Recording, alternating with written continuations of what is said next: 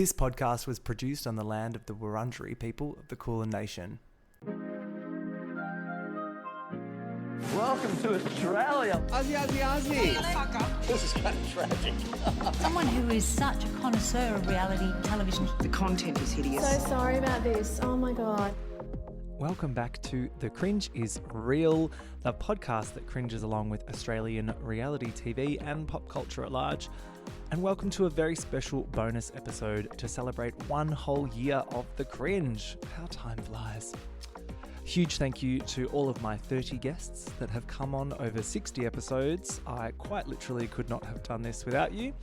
And an equally huge thanks to all the listeners, especially those of you who have shared and reviewed the podcast. It means so much.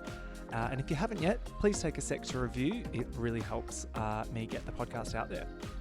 With that out of the way, let's get on with the bonus episode where I deep dive the Real Housewives of Melbourne with its creator, Aspin James. Hello, Aspin James. Hello. Welcome back. We're going. Yeah, Okay. we're going. All right. Hello. We're doing this. I'm back. Welcome back. Thank you very much. It's nice to see you, actually. Yeah, really good to see you too. How's things been? Very, very good. Yeah? Yeah. Anything cringy happening lately? Yeah. Yeah. Lots. What's the most cringy thing I can think of? Probably. Oh, no, I haven't got one. I know I said I had one, but nah, I don't it's have all one. good. You've just been too busy having a gay old time I at have. the theatre. Yeah, I have been having a gay old time. Cringing at the fucking theatre. There we go. Okay, that's What good. Cringe of the week? Carousel in concert 2 days ago. What's that? Marina Pryor Oh. up there squawking like a parrot. Everybody get away from it. Anna O'Byrne, if that's her name, she was great. Yeah. But the rest was like, the lead dude was like Hugh Jackman times 15 on Les Mis, and that's not a good thing. Oh. And like the accent work was Yeah. like Australian, Louisianan, and British in one word. Why do they put people the on accent stage? choices that are committed to in a theatre production sometimes make me really uncomfortable. Yeah, I don't know why we don't Yeah. bother to rehearse and train our actors. We just literally go, oh, you were great. I You- liked when last time Six was here, the first time Six was here, Oh my God, I they love just do Aussie accents. And I was like, Yes. oh my God, thank you so much. Because it Mhm. was less awkward than, yeah. Or when people put on British accents, it doesn't annoy me. It's Australian musical theatre when they do American accents. It's like, honey, I Yep. can't. I Mhm. can't. This is what It's I like, mean. oh my God, who's that guy? Sandy, can't you see? I'm in misery. Yeah. Yeah, That's it's a good great. one. Yeah. 6 is great though. Go and see it before it closes. Is it still on? Mm-hmm. Yeah. That's fun. I feel like it was here like 2 seconds ago, but go off. Yeah. Do you know what? I got after party tickets and opening night tickets, and Oh, so I just star. went. It's the only one because I'm not really a musical I'm only saying theatre that girly. because that comes back into this Oh, it does. story Okay, that's good. coming up. the meat of the sandwich. Prevalent. Yeah, Six I can fuck with because there's like fun original songs and it's like silly and it's short, And which it's like I'm a- like, thank yes. you. The serious musical theatre, I'm like, nah, soz. No, it was a it was like a concert. Yeah, was it's like going to a fun Spice little Girls for the new little age. concert. Yeah, It's great. it's like a drag race challenge. Mhm. Yes, very much so. Yep. Yeah. Oh god. I'm watching some pretty cringe stuff at the moment. Obviously, I'm recapping F-Boy Island Australia each week, Of which has course been you very are. fun. I've been really like delighted at the uptake. I don't know, it was a bit of a risky one because I've never really watched it before in this like event television way. So I was a bit like, fuck, is this going to work? Are people going to be into it? And they are, Yeah. because it is actually like the most delightful car crash. Plus it's horny. Okay. So I think good. people like that. Like there's Uh-huh. a lot of sexy guys. A little soft porn. It's a little bold and totally beautiful. soft porn. Plus it's like, it's camp. Yes, I'm loving that.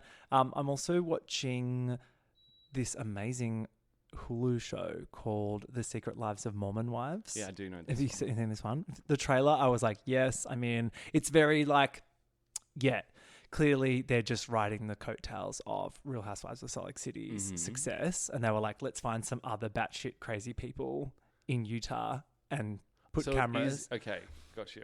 But they're like young. So they all got knocked up when they were like 16. Mhm. and they all are just like, By their presumably mostly gay husbands. so all the husbands look like gay porn stars. Yeah, okay, there we go. Because I assume all of the gay porn stars from the world come from Salt Lake City. Probably, yeah. They all have their kids young. They're just like the whitest looking people you could imagine. They all have like white girl hair, and they love TikTok. Oh, Hashtag mom talk, because they're all mums. So they're like, being a mom is so hard. So we needed to find a creative outlet, which was mom talk. They could try masturbating. Yeah, that would be better. Yeah. And then, of course, there's a scandal that comes out that they're all fucking each other. Well, not quite full pen, but soft swinging. Who's what? Yes, this is the crux of the show, is that they're all soft swinging with each other. And one of them, one of them who's chaos, she just like, her name's like Casey or Macy or Tracy. She outs everyone on TikTok being like, that's right, we're all fucking deal with it. And they're all like, and then of course they're all furiously denying it, which makes it obvious that it's true even more. And then you think that's going to be enough, but then one of them gets arrested in the first episode. Okay. There's like police cam, like body cam footage in the first episode of this show. All right, I'm converted. Wild. I am converted to the church. church. Give it a go. It's not as like, so they're trying really hard to do like the Housewives style, like the Bravo style of like without shooting litigation. Yeah, but it's not quite there. And then every now and then they try and make it feel like it's a actual documentary. And I'm like, just stick to the one format. Stick to the reality format, I think. But that's fun. I'm enjoying that a lot. And yes, I would absolutely fuck all the husbands, which is also fun. I also just finished Chimp Crazy. Have you heard about this? It's the Tiger King director on HBO doing, or HBO Max, doing same thing but with people that own chimps. And it's this one particular woman, Tonya Haddix, who she's like blowing up in media at the moment from this doco, but it's like a 4-part series about crazy motherfuckers in like Missouri who own chimps, because there's like no laws in America like regulating what exotic animals you can own, which is kind of concerning, but also makes for great television. But that one is sometimes funny because of the characters, but actually sometimes really depressing and actually sometimes scary, because there's a lot of, like, you heard about that chick that got her face ripped off. So that's in it as well. And you like see that happening, and that's kind of intense. So yeah, I think funny. How funny is it that, like, you know, we're sitting here having this conversation because we've taken exotic animals captive and we make it about us, like the owners made it about them. So the animal's an extension of the owner's ego that then rips a woman's face off. And now we're all up in arms about like whether these animals should be killed or not, because we decided to bring them into the world of like... So infuriating. Isn't humanity fucked? We're so and fucked. this is why we will never progress. Exactly. And it really, like, that's the thing. It's so obvious that these people have these animals because they need to be taken care of, and that feeds this like urge to be like needed by something. And it's because this one woman, like, she does like foster children for a while, which I'm like, great, that's like a really valuable way to feel needed, like looking after a foster child. And then like that was enough for her. It's almost like a drug, like that was the gateway drug. She was like looking after disabled children, and then she was like, nah, not enough. I need something less challenging, but that gets me more attention. What's less challenging but gets you more attention than a disabled child that I have to rear? But she's kind of amazing, and she looks like Jimbo. Like she's got the same face as Jimbo. It's like, oh, it's heaven. So that's the cringy shit I'm watching at the moment. I'll have to watch one of those three things at least. I would probably... I think for you, Mormon Wives is more your vibe. Definitely because of just the chaotic nature of it. But yeah. Have you always been a Housewives girly? How did you get into it? Only through doing the Whorewives. Oh, really? Yeah. So you weren't watching it before that? No. I was my friend.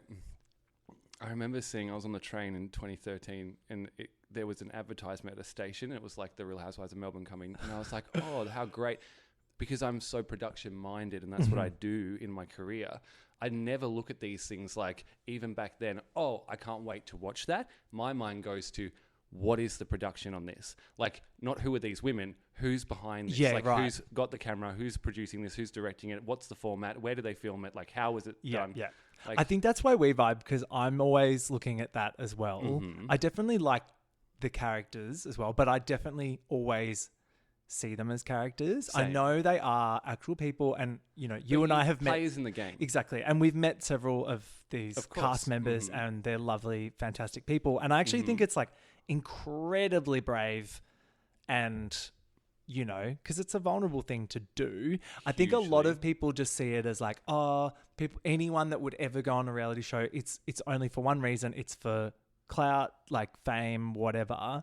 But I do honestly think that, like, that aside, it's still a pretty brave thing to do, because you're putting yourself out there for criticism 100%. from people like me. Literally right here, all for parody. Yeah, or for parody. But parody but is you're a right. is a like a what's the word? It's a like art form that actually is like celebrating It's a content. homage. It is a Yeah. homage, if Homage. you will. Whereas just sitting there and going, oh shit, like some people I try and talk to about these shows, they go, oh, not all those women that like are all vapid and have plastic surgery and blah blah blah, and they're horrible people. And I'm like, sure, but like, let's dig a little deeper. Yeah. These are real people. They've got really interesting stories, stories that like we would never come across these people in our lives.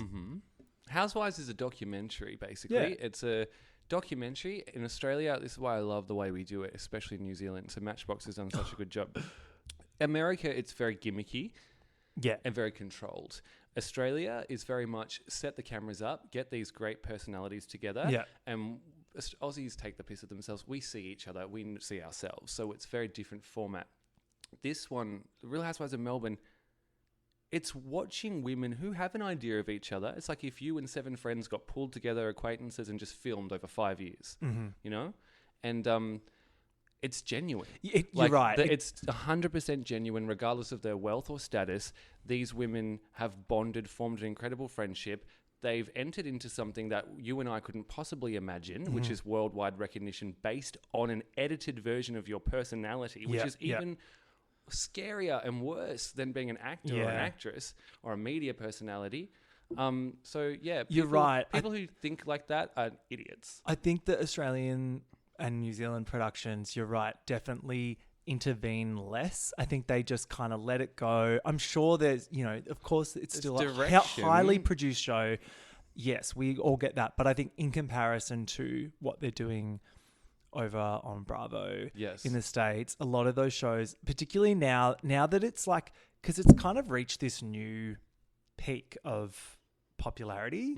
Like when I first got into all this shit, it was like my secret shame that I could never even like tell people about it, because it would just be like, oh my God, you watch reality shows, what a loser kind of thing. Whereas now it's like, everyone's got a fucking Hey You subscription and we're all loving it and we're all up to date and blah, blah, blah. And it's like fun to talk about. But I think now because of that, there's people trying so hard to get on these shows, and it's America. Like the hustle is real over there. Like people will climb on top of each other to get success, and they do, which is great to watch, but also it adds this other element to it, which here we don't have. Like here it's just like these women are just living their fucking crazy lives and we just get to watch it. There's less of a like nefarious I've feeling. got this spot so someone else doesn't, therefore I'm going to be a real cunt about it. Yeah, well, it's an entity over there, isn't it? Like, you know what I'm trying to say? It's a whole thing. Like whereas here it's very much more we just do things way more laid back. Oh yeah. We're just great like that without reality TV. And we leave the swearing in, which is awesome too. Yeah. I would love to know, like, through because you've sort of formed some relationships with some of the cast members over time. You don't have to name any names, but I'd be interested to know, did you ever talk about like motivations for being on the show? No.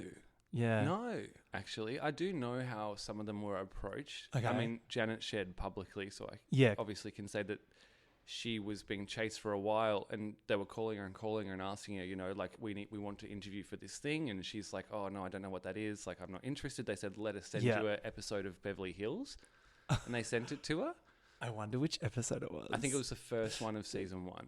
Oh, okay, right. And it wasn't like, no, it you was stole like, my house. oh, actually, I think it was it wasn't the first season 1. It was one of the pivotal dinner ones. It was a fight one. But anyway, it was like and that kind of sold her on it, I think. And she was like, great. She's fighting like, at a dinner party. This. Yeah. We are actually drinking Raw Essentials tea by Raw Janet. is essential. Raw is Essential tea right now. It actually tastes a bit like Anus.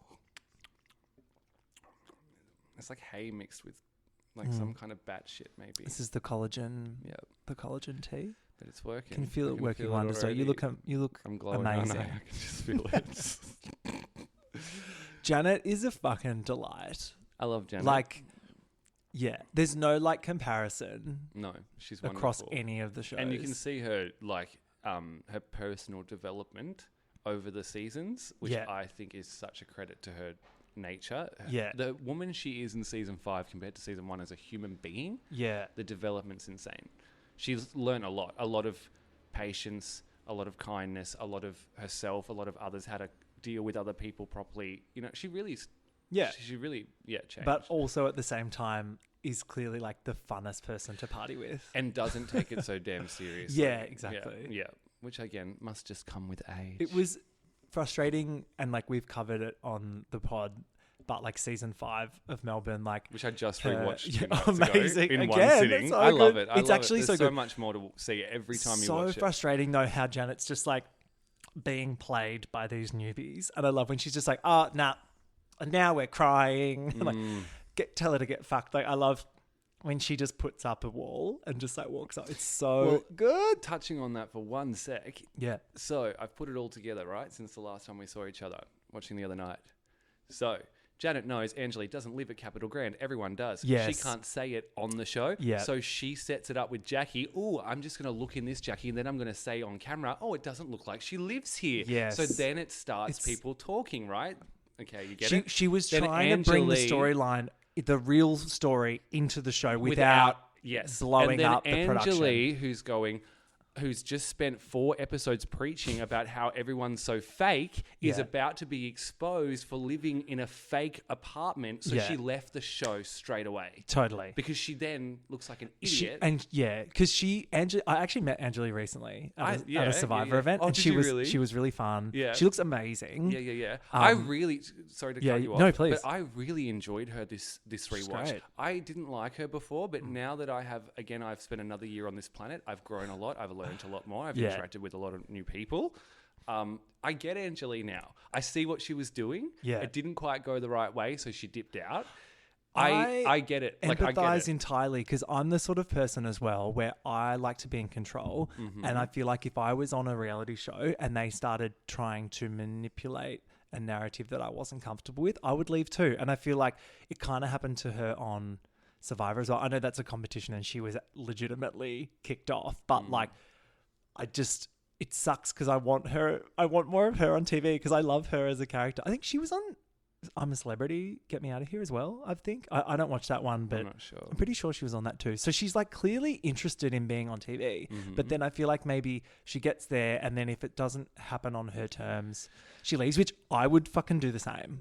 But I feel like if you want to be part of a certain game, you have to learn You have how to go play. along with it. Yeah. Like it's, these are now 2 Well, I'm shows surprised that you've she gets bombed asked out of. back. Yeah. Like there's a problem and it's not the shows. Like if you want to Totally. be involved with this nefarious programming, go all in. Like you can't be half in, half out. But it's a fun storyline, like having someone being exposed for being a bit pretentious. It's like I like wonderful. that. That happens on the US show all the time. Like someone will pretend that they're richer than they are or whatever, and then it all comes out and we get the Yes. receipts and whatever. Like that is so fun. Mm-hmm. I agree.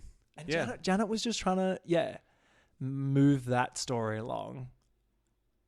It annoys me that it didn't quite work out. I love it though. Do you know what? I cherish it It's my favourite season of Melbourne. I crown honestly, it to the top. it's I crown really it to good. the top.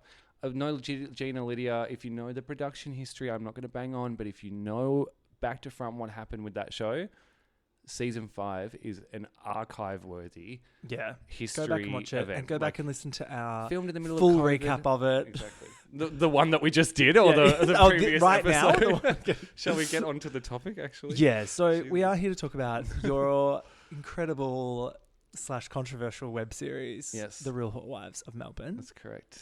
If you know, you know. If you know, you know. We did touch on it a little bit in our first episode we did together, which was a Real Housewives of Sydney recap. Yes. Which, like, you weren't quite vibing with season 2. Of Sydney? Yeah, It's a piece of shit. Yeah. Yeah. Are you excited that it's coming back, though? No. No. Like, because it's going to be exactly the same. Yeah. And they're doing the same to Melbourne. So here's a hot tip for you all. Yeah. This is why the 6th thing comes back. So at the 6th Okay. after party, I think, between the show and the party, I ran into Joel Crazy. Oh, yes. Anyway, Hey, Joel. he goes, don't hate me. And I was like, what are you talking about, Joel? He's like, don't hate me for the Sydney reunion. It was a last minute thing. And they told me, a few hours before, and we only had 2 hours to film, and I didn't get to do the best job that I could. And everyone hates me for it. And he's like, but I promise you all I can do a better job. So this is a message from Joel to the gays that he asked me to pass on. Oh. That he can do much better and give him a better chance for the next reunion. Okay. Please. We will. And look, I feel responsible because we went in pretty hard on you, Joel, Yes. with the reunion. But I That think must be what he was talking about. Probably. Okay, I get it I now. think he did a great job considering they slapped that fucking reunion together in 5 seconds. Mm-hmm. And I'm glad they did still do it. Me too. It just also was unfortunate because he was podcasting with them all throughout the season. So I feel like they made these kind of like friendly relationships, and then he was supposed to like go in hard on them, but that's hard because he's like mates with them now. Whereas like Alex Perry like didn't give a shit, so it kind of helped.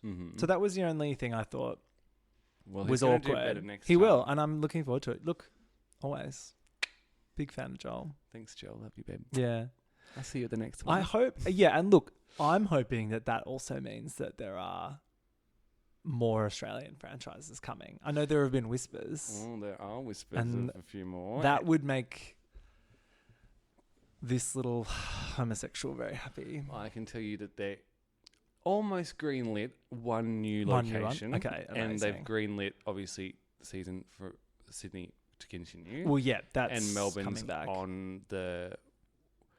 coming down the They line. because that last time you were here, we were talking about there was news that Rebranding. they like were Sydney. redoing it. But I assume with that they would keep at least what, like Sydney, they would keep at least 1 or 2 OGs. Well, You'd have to. there's one coming back. Okay. There's one coming back. Sips tea. And I don't know where those nuns educated her, But but they've done a good job. they sure have. Anyway, moving on. So, Real Whorewives, the origin story you briefly touched on last time. Yeah, so was, I never watched the show. Yes, right? you never watched it, but then somehow you I started watched doing a bit little of short Andrea dive. Yeah, talking, and I thought to myself, that woman is not Yes. saying what she's thinking. I'm going to dub it over because, I do it all the time for fun. Mm. So I was like, how funny would it be? I did 3 minutes and put it on Facebook for my friends, and that caught attention. I don't know how. And then I just started doing like fuller bits until they became episodes. And then the beast just exploded. you unleashed, you switched the bitch. Yeah, I did switch And the bitch. she came out. And the bitch came for me. I can't remember who flicked it to me, but like some Melbourne gay flicked it to me being like thing. And then I remember we were all trying to figure out who it was. Or multiple people. Everyone was like, who is this doing this? And we were very excited about it. Mm-hmm. A lot of people thought it was Kurt Coleman. Who's that? So he was like a Someone like influencer, a- some gay from Queensland. Oh. And I remember replying to the comments saying, Kurt Coleman wishes he could like put 2 brain cells together and create this. Yeah. Another person commented, there's thousands of millions of comments, but like the funny ones, some people get jealous and they go, oh, this is definitely made by a druggie. Way too much drug references to be like a normal person. These drug references are and I'm too right back, specific. And I'm like, so the people who wrote Breaking Bad were all addicted to drugs, were they? Yeah. Like, what are you saying? Like, the great unwashed are hilarious because they get on Facebook and comment to creators and producers, and they think that we actually care. Yeah, like they think that like sitting on their ass at home, we give a fuck about their opinion. Oh, you can tell when a comment has come from someone that has never created any work and put it out there themselves because they're not like aware of that dynamic and how it should go. No, and they don't know where, like, an episode of Whorewives is 20 plus hours of actual creative work. I was very impressed by that. So yeah, talk us through the process. Was it ever like, because like you edited the episodes down a little bit, or were they the full thing? I can't quite remember. So it certainly felt like a full episode. I used to like kind of follow. I kind of just came up with the format. Like, so what I'd do is I'd cut 3 scenes together from an episode. So like a scene of Janet and Gina, create a storyline. Then in the middle, put Lydia going shopping and have something filler. Yeah. And at the end, do like so follow the format. You're pretty much of a regular recreating the show. Yes, but just in 10, 15 minute spurts. Mm-hmm. And I just literally get the image up. I press go. I have the mic on, and I just improvise over their mouths. Yeah, like that. And I just improvise. And most of the recording is one take. Like it's just done off the top of my head. Because I guess if you have a gift, you got to use it, even if it's for Whorewives. Amazing. Yeah. Yeah, and you definitely went there. Like it was. You didn't hold back, and that I was like, oh my God, I need to know who this is. Yeah, and so that then pulled me into as my life does, I light a little spark and it creates an inferno around me. Like I just did this and it just blew up. Like my world went crazy. Yeah. I think one of the wives shared and commented a lot at the beginning and that blew it up. And then I got lots of messages from this wife. Praises and saying how they all love it and that it's amazing and rah, rah, rah, rah. And then there was some then it went really dark really quickly. Yeah, it went really dark really quickly. And of course, I mean, because like these were, because you did this around season 1, didn't you? So a lot of these women had never been on TV before. 2016. This is when season 3 Season 3 was airing. on, but still, like, they were still pretty new to it. Season 3 had just started. Yeah. Like, so it was at the beginning of that as well. I don't know if you remember, but the first episode, there wasn't a torrent for it for like 4 days, which was hell for us gays. I don't know what you're talking about. I will never forget that. Yeah. I remember that hot February night. I had good sex that night, actually, waiting for the episode. Anyway. Yeah, but obviously not all of the cast were fans of it. And like some people clearly like weren't in on the joke or didn't understand that like, yes, you were like I really going in hard, but it was all for fun. There was one cast member from at least the first season who didn't have relevancy anymore. And because I think I was getting a lot of relevance from, but not me. I kept it anonymous this whole time. This is the first time I've ever spoken about it on a public exclusive platform. Yeah.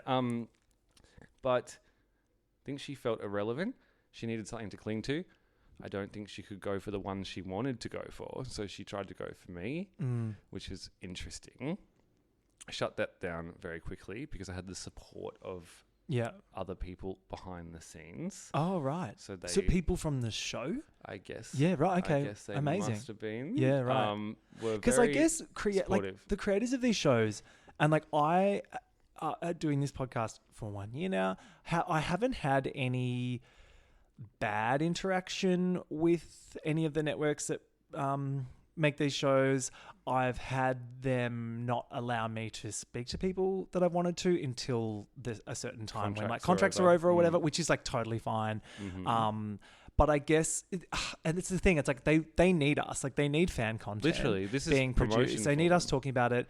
They need us to keep it relevant. I mean, big part of the reason I started this was there's so much fan content for reality shows worldwide, but very little that talk about Australian content in this way. I feel like we kind of like try and pretend like it's not there sometimes, or we don't give it the like, attention that I think it deserves. So I saw a little gap, thought I'd do this. And it's been fun, but I definitely, I think that there will be, because we're having fun and we're saying what we think about it and we're like getting a little bit silly. I definitely think that some networks will have me on some list of Like a non-complimentary watch or listen fan reactions or Yes. whatever. It definitely feels a bit like that. Well, that's very possible, yes, and Yeah. possibly very true. But again, they need, like, this is publicity, and Well, yeah. also this is the world. It's like everyone's scared in entertainment now, especially Australia, to have an adverse opinion. Mm-hmm. Every theatre review, even for the shittest shows you could possibly bear to sit through, are getting 5-star reviews. They're not even reviews. They're like, this person played this role. The story is da-da-da-da-da-da. Mm-hmm. It was a great show, and it's playing until now. That's the age review. Do you know what I mean? Yeah, 5 yeah. stars. $250 a seat. Go and watch it. Shit. Everyone's fucking afraid to say what's actually happening in these theaters, on these screens, behind the scenes, which is why people like you and me are very important, because we're doing and pioneering a new perspective that is desperately needed in this industry. And if anyone wants to get in our fucking way, they can fucking sue us. And that's exactly why I'm here today. And I'm even more successful now after the Whorewives than I've ever been, because I didn't let them scare me into submission. Yeah. That's the thing. It's like, guys, it's fun. Like, come on. Yeah. No one's like actually wanting to cause harm to anyone and involved in these shows. Like, again, you put a product out in the world, you're giving it to the world. You know, you're like, people are going to have an opinion. They're going to review it. They're going to take it. They're going to do what they want with it. That's, you know. I think as well in Australia, we're like constantly waiting for opinions from abroad to like validate us. Like, I'm thinking about Chris Lilly's work and I guess Gina Liano from Real Housewives of Melbourne. From where? I feel like she is one of very few Australian celebrities to break through to like the US market, which is like incredible and testament to how like iconic and marketable and everything she is. But like, I feel like we as Australians, we're like waiting for that tick before we like will admit that we are interested in something, or especially like just fan culture in general. We're all a bit like timid. I completely agree. So it's fun, to meet someone else that's like pretty happy to just like go in. But the thing is, like, and I'm sure you have too, I've been in theatre for years. I've done massive shows. I've been the popular, paid well, famous person for a long time. That's in my past. But it makes me immune to the to shy of celebrities, or scared of production, or afraid of litigation. I'm immune to it because I know how it all works. It's all smoke and mirrors, like all show business. It's all bullshit. Yeah. So you just have to learn the formula. But I think people don't get it. So I feel like you're alluding here. There were some, maybe not full on threats, but like there were people that were upset and let you know about it. Not so much. Yes, there were people that were upset. But the thing came when I became a vehicle for cast members to use me to filter information to. Hopefully, I would use that information in the series. So I have a folder in my email. You got receipts? Full of emails that have been forwarded to me from various cast members in production, people in production, friends of, socialites all around Melbourne, all bombarding me. Use this, say that Janet did A, B, C, and D, or did you know that Gina A, B, C, and D? All of this is coming from very prominent inside people. My God. I will never ever say, if you're listening, I'll never say it. They're not listening because they've fallen to the bottom of the ladder now, I'm pretty sure. But wow. They, someone, shortly after the show started, my laptop died. And I put up a thing saying, I need help because my laptop was cooked and I needed to make more Whorewives. Couldn't afford it. I thought if people want it, they can all crowd raise. I've given you like 10 episodes so far. That's weeks. That's tens of hours of work, you know. If you want it, you can buy me a laptop. If not, fuck it. I won't make it anymore. It's no difference to me. Anyway, a cast member helped me purchase this computer after I raised $500 from my followers. So I got about $550. That makes me so happy. Have all the receipts. So this cast member put in the rest, made it up. Amazing. They then sent 2 hench people, like something from the fucking 101 Dalmatians, to my house, right? Knocked on my door, and here are these two people to intimidate and threaten me. This person has a history that is very rough or very, you just wouldn't want to fuck with this person. Okay, right. But this person was a friend of a cast member. Okay. And they came to my home with someone else, and they had the cast member on the phone and literally just like bailed me up. Like, I wasn't scared, but I was like, oh shit. I would have been scared. And the cast member's on the phone off her tits about something. Okay. And basically just telling me all the juicy juice on two of the women in the show. And this then is wild. Then they gave me like this dossier of information to use against a certain dossier word using woman and another certain woman who may or may not live in a warehouse made for chemists. Oh my God. And yeah, that was crazy. That was a crazy time. So they came, left, right? I was like, okay, I've got all this info. What do I do with it? Same night. You also don't know, though, with this info, just quickly, if it's legit or not. I mean, it definitely... Because those intentions are sus. The source would know, if that makes sense. It seemed very on brand. Like, it didn't seem like... But it was... I didn't do anything with it. Like, I never planned on it. I literally just... like said, yeah, okay, no worries, I'll take the info. Because personally, I was like, oh, okay, production gossip, great. This is amazing. Were they filming the show at this time? Yes. Oh, so season 3 had just started. Imagine if you somehow became a character on the show. So like they if briefly you got worked into it. They briefly in the season 3 reunion. Yeah. When the credits roll, Alex Perry makes comments about doing heroin and like whoring yourself out and stuff, and it's very much a nod to the Whorewives. Like they all have a laugh about. Oh, it's amazing. very Whorewives. So coded. you did make it into the show, kinda. I mean, it was like clearly a nod. They were very much having a laugh about it. That's funny. Look, the girlies that were able to have a lol about that stuff, I'm so here for, and it just makes me love them even more. And it boosted their profiles, which I was told. Like if you can laugh at yourself in that way, you are meant to be on a show like that, because it's like you're proving that you are strong enough. Exactly. Yes, and there's nothing in it that is like it's hilarious. It's nothing and it's all personal. I mean, sorry, like it's all made up as well. Like it's clearly made up. Like I know I don't need to say that to you, but like some people just take Well, Gina so loading seriously. Grinder while she waits for Janet. Do you know what I mean? Like, a needle's not a cock. Like, what the fuck? Oh my God. And so that same night, I then get a message saying that there's going to be a little gathering just for me in, I think it was South Yarra or somewhere. At the Capitol Grand building? Not at the Capitol, Dale, at the Botanical. No, I'm joking.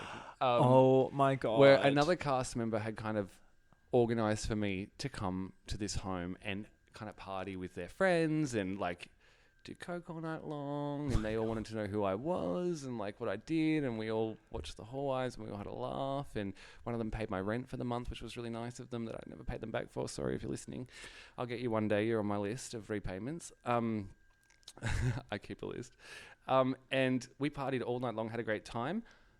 I wouldn't fuck one of them in the end because I'm not like that, and like they all turned against me, like because I wouldn't have sex with them. And, like, I just stormed out and slammed the door. And that's the last time I saw them. But it was a great time. Hang on. What? And they're all in the background of season 3. Everywhere. All through it. Wowza. Yeah. I'm fascinated. Yeah, it was funny. Worlds colliding. There's definitely, when fandom and the actual content collide, it's this kind of like messy but beautiful moment. Mm-hmm. Did you watch the most recent season of Salt Lake City? Yeah. With Monica. Yeah. Like to me, that is like so fantastic. Insanely incredible. And I still don't know or care really whether or not the producers knew or not, because they kind of claim, oh, we had no idea. And it's like, of course they do, yeah. Mm-hmm. You know, surely they do background checks or whatever. Mm-hmm. Or she was just that good. Who knows? Either one of those is fantastic. Mm. I would kind of love something similar to happen down here, like a cast member some comes kind of on and they've like controversy. Well, I can- planned some fake My bullshit. favorite controversy is season 5 of Cheshire Housewives when Esther Yeah. comes in. I never watched So Cheshire. Esther comes in with a child and a husband. Yeah. And it comes out because she's always making phone calls when they're away to some random guy to get money in her account to buy lavish things. Yeah, and all yeah. the wives are like, who is she calling if it's not her husband? Like, who's paying for this stuff? Yeah, right. So slowly, like, they kind of pick at her, and it comes out that the man she's having an affair with is the man she's gone on the show with saying is a partner, and she's left her current partner, gone on the show with her daughter, with this man that she said is the father of her child, but Oh is my not. God. And the sugar daddy is the father of the child, and he's in another country while she's filming a show that he's not even aware she's filming, and he's buying her diamonds while she's in Dubai on a cast trip. And it all came out. That show's still going, yeah? Yeah. It's crap now, but Is that was it? the Yeah. Wild West of before they I'm just formatted impressed they it. still make it, but no, I haven't. I never got into that one. Well, that's the kind of controversy Yeah. we need. Where to from here with the Whorewives? Because I think you told me last time you had like started making some bits and then like kind of lost steam or It's something. kind of difficult because, one, my life has taken a different direction, so I don't have the time to do it. Two, if I do it, I want it to be a new city. I want it to be a different format. Okay. I want it to be like a variety show. That so could be like, fun. like just like a day in the life of Lydia. It's 8 minutes of like Lydia, you know, singing songs and doing stuff. You know what I mean? And then like we've got like edit it real funny. Like have fights between Gina and maybe like Lisa Rinna. You know, like intercept, like cut it together. Just lots of kind of different things. But one day I might revisit it. But for now, it's kind of just... I would like that. Is it still available anyway? Is it There's an Instagram, Real Whorewives. I think it's WHOR. Yeah. No E. No, yeah.